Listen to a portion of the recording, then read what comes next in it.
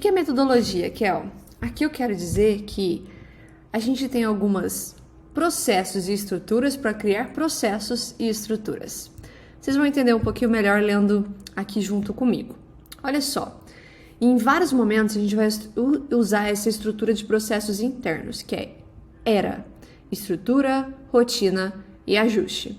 Tudo que a gente vai fazer, ela vai se encaixar em um desses 3 pilares.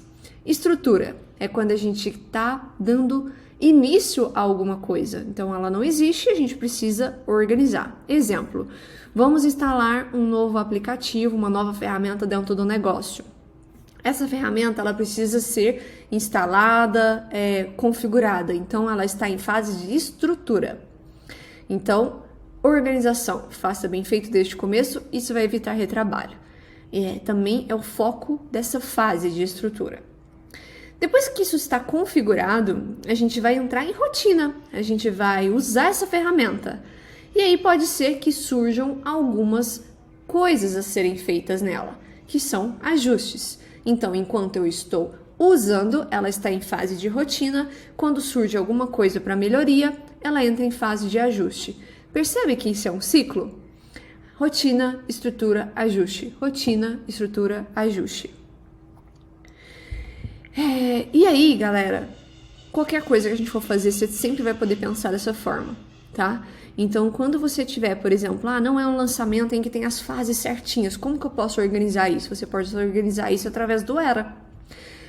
Quando a gente entra com um processo, a gente acabou de entrar dentro do negócio, e aí o expert fala, eu quero implementar esse funil, a gente monta ali na estratégia uns 10 funis.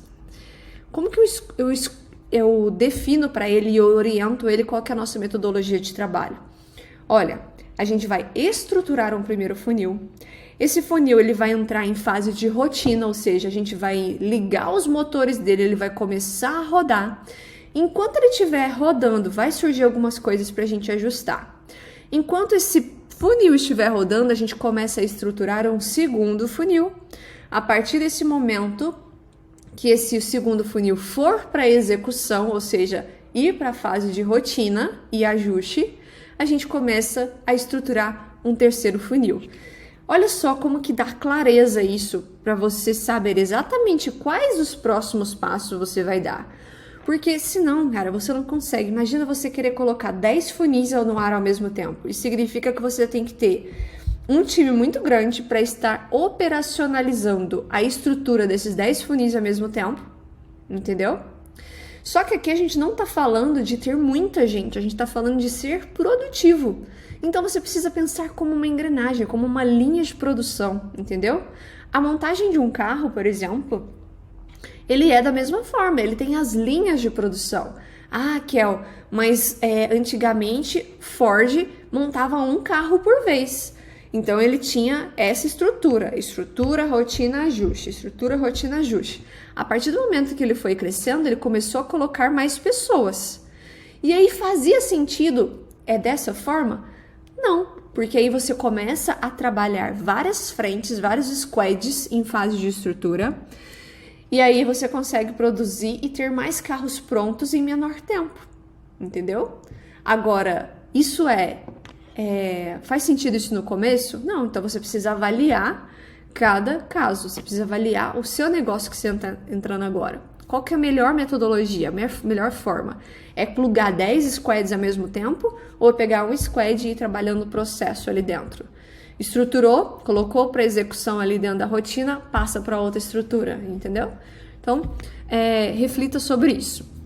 O outro, EPI, que são processos para solicitar demandas. Primeiro, todas as demandas ela precisa ter especificidade, prazo e indicadores de sucesso. Kel, pedi uma coisa pro design e o design não entregou. Eu falei assim, como é que você pediu? Eu só pedi para ele fazer uma arte. Pedi para ele fazer uma arte para postar no Instagram falando que a aula é hoje. Ok, teve especificidade? Um pouco. Poderia ser melhor, né? Poderia ser mais específico, entregando a copy, entregando as referências para ele. Prazo. Você deu prazo de quando deveria ser entregue? Não deu. Então, estabeleça claramente o prazo de entrega.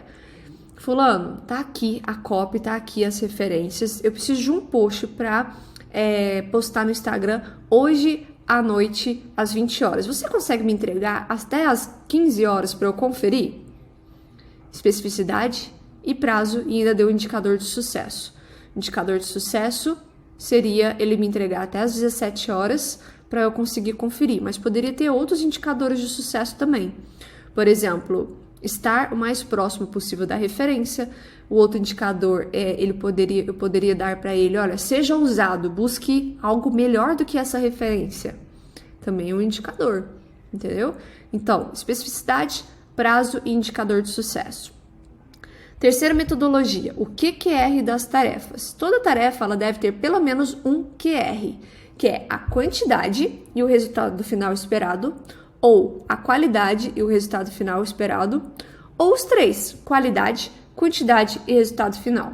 Isso aqui é um pouco mais complexo, mas vocês vão ver que se vocês conseguirem implementar já o EPI, ele já vai dar bastante clareza. Isso aqui em algum outro momento futuro a gente explica um pouquinho mais, tá bom? Tudo que fazemos sempre com o TTT. Trabalho, ou seja, autorresponsabilidade e foco no resultado. Nós somos um time. Não é porque você está fazendo que isso é uma responsabilidade só sua. Eu quero que você tenha a autorresponsabilidade que você é responsável por aquilo, mas todos nós somos responsáveis pelo resultado final. Então, eu quero pessoas dedicadas. Segundo, transparência. A gente cresce junto. Não tem espaço para segredo aqui. Então, cara, errou? Seja transparente. Fale que errou, entendeu? Vamos buscar uma solução juntos? Terceiro T, transformação. A gente busca reinventar cada dia.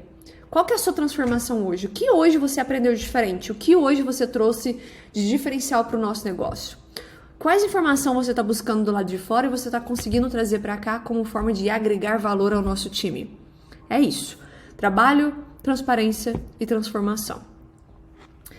Os 3A do Black Mamba, tá? Por que Black Mamba, cara? Porque a nossa cultura aqui, dentro de um dos meus negócios, ela é voltada para a cultura Mamba, tá? É do Kobe Bryant. Então, só para vocês entenderem, aqui o crescimento do time, ele é baseado em níveis de hierarquia. E dentro desses níveis de hierarquia, o que eu metrifico um líder se ele tem, para ele se tornar um líder se ele tem autoridade, ou seja, profundidade em nível da sua expertise, se ele tem atenção para tudo que está acontecendo ao redor dele e se ele tem capacidade de análise, capacidade de analisar o que está acontecendo e trazer soluções. Isso para mim é o que um líder faz. Se um líder, ele tá na função de líder, ele não tem os 3A do Black Mamba, ele tá na função errada ou ele precisa de se desenvolver. Então a gente dá uma oportunidade, a gente faz um feedback 360, mostra para ele o que ele precisa melhorar e a gente dá uma nova oportunidade. Mas de um modo geral, o cara quando ele sobe pro nível de Black Mamba, que é o topo da nossa hierarquia enquanto liderança aqui, ele tem que ter esses 3 pontos: autoridade, atenção e análise. E isso tem que ser de forma natural, tá? Ou seja, não é algo forçado para a pessoa, ela já faz isso de forma bem natural. O próximo, EFP, para trazer o quê? Para trazer clientes, cara. O que a gente está buscando num cliente? Essência, ou seja, ele já vive uma cultura muito parecida com a nossa, então a gente dá match em termos de essência, de valores, princípios. Frequência, cara, não é quantidade de vezes, não. Frequência aqui é a energia, é se a gente tá, vibrando na mesma energia de mesmo objetivo. Porque se eu tiver um objetivo, cara, eu quero transformar vidas e eu trago uma pessoa que só quer dinheiro, não vai dar match, entendeu? Vai durar pouco. Porque em alguns momentos a gente vai precisar fazer ações, o nosso direcionamento em nível de estratégico vai estar mostrando para ações de transformação e ele não quer fazer aquilo porque ele está olhando só para dinheiro, tá? Então, frequência. E o terceiro, profundidade. Profundidade, cara, Profundidade é nível de habilidades técnicas, ou seja, é naquilo que eu quero colocar ele dentro do negócio, ele é profundo naquilo. Isso serve, gente, não só para trazer clientes, isso serve para trazer o time, a equipe também. Essência, frequência e profundidade. E por último, esse sim, é bem focado para trazer clientes. Que primeiro é o mindset. O cliente ele precisa ter um mindset digital. A gente não precisa convencer ele de que ele precisa de nós. Ele que precisa nos convencer porque nós cuidaríamos do negócio dele. Entende que muda o jogo total? Segundo, mecanismo. Esse cliente ele já precisa ter um diferencial. Ele precisa ter um mecanismo único. Ele não tem um nome. Ok, mas ele é diferencial. De fato, ele se diferencia de alguém do mercado, dos concorrentes. Ele entrega um bom trabalho, ele é honesto, no que ele vende, ele está entregando. Ele está alinhado com os nossos valores. E terceiro, poder de aquisição. O cliente ele precisa ter caixa para conseguir manter uma estrutura de dar parceria e investimento como a que nós vamos propor a ele. Se ele não tem poder de aquisição, que possivelmente é aquele cara que está desesperado, e eu já peguei pessoas desesperadas no mercado, e eu vou te dizer, a gente não tá aqui para fazer caridade, tá? A gente tem que fazer caridade sim, mas isso aqui é um trabalho. Se você vive de caridade, como é que você vai fazer? Entendeu? Então, aqui, o seu posicionamento e o cliente que você atrai, ele vai definir os seus sucessos dentro desse jogo. Então, reflita sobre isso. Mindset, mecanismo e poder de aquisição. Poder de aquisição, só fazendo uma outra adendo aqui, ele também está ligado ao fato dessa pessoa conseguir ter um fluxo de caixa, tá? A pessoa às vezes até tem um dinheiro para investir, mas para 2 meses. A gente entra num jogo de longo prazo. A gente não entra para resultados imediatos. Então essa é uma outra cultura também, que demorou para eu entender isso. O mercado digital é possível ter resultado em 30 dias? Mas é a maioria das pessoas que fazem isso? Não é. Então eu prefiro focar em crescimento do negócio e não em resultados imediatistas. Beleza? É isso. Foi bom compartilhar isso com vocês. Depois, abaixo dessa aula aqui, comenta o que vocês acharam dessa metodologia e quais delas você vai aplicar ou modelar para dentro do seu negócio, tá bom? Tamo junto!